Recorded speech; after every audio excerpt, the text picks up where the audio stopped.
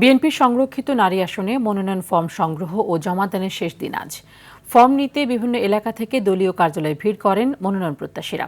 রোববার নয়াপল্টনে কেন্দ্রীয় কার্যালয়ে দলটির সিনিয়র যুগ্ম মহাসচিব রুহুল কবির রিজভী বলেন, 2 দিনে মনোনয়নপত্র বিক্রি হয়েছে 1072টি আর জমা পড়েছে 300টি।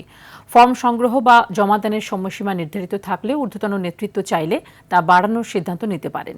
আরও জানাচ্ছেন হাসান মাহমুদ। জাতীয় সংসদের সংরক্ষিত নারী আসনে দলীয় প্রার্থী বাছাইয়ে বিএনপির মনোনয়ন ফর্ম বিতরণ ও জমাদান কার্যক্রমের শেষ দিনে মনোনয়ন ফর্ম কিনতে ও জমা দিতে নেতাকর্মীদের ভিড়। নয়াপল্টন বিএনপির কেন্দ্রীয় কার্যালয়ে বিরাজ করছে উৎসবের আমেজ।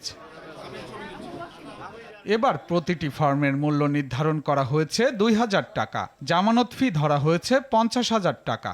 এই 17 বছর অবহেলিত এলাকায় নারীদের জন্য যে কাজ করা হয়নি, এবং আমি প্রত্যেকটা ঘরে ঘরে যে দেখছি নারীদের কি দুর্দশা। অনেক বিধবা আছে, তারা কোনো ভাতা পায় না। অনেক সময় আমাদের যে 31 দফা আছে সেটা বাস্তবায়ন করব। নারী উদ্যোক্তা তৈরি হতে সাহায্য করব, পরামর্শ দেব, যাতে তারা তাদের বাচ্চাদেরকে মানুষ করতে পারে এবং সমাজে মাথা উঁচু করে দাঁড়াতে পারে।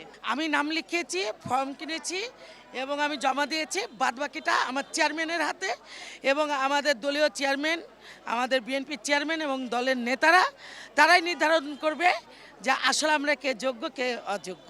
নয়াপল্টনে দলের কেন্দ্রীয় কার্যালয়ে সাংবাদিকদের সঙ্গে আলাপকালে বিএনপির সিনিয়র যুগ্ম মহাসচিব রুহুল কবির রিজভী বলেন, বিগত সময়ে যারা বিএনপির বিভিন্ন আন্দোলন সংগ্রামে অবদান রেখেছে তাদেরকে মনোনয়ন দিবে দল। আন্দোলন সংগ্রামে অনেক অবদান আছে, রাজপথে তারা পরিশ্রম করেছেন, নিপীড়িত হয়েছেন, নির্যাতিত হয়েছেন, এবং যাদের মেধা, মননশীলতা সব মিলিয়েই একজন প্রার্থী বিবেচিত হবে বলে আমি বিশ্বাস করি। তিনি বলেন, বিএনপির লক্ষ্য গণতন্ত্র পুনরুদ্ধার। সেই লক্ষ্য বাস্তবায়নে বিভিন্ন শ্রেণী পেশার মানুষের অংশগ্রহণ গুরুত্বপূর্ণ। সমাজের নানা স্তরের মানুষ তারা উৎসাহিত হয়। হাসান মাহমুদ, RTV, ঢাকা।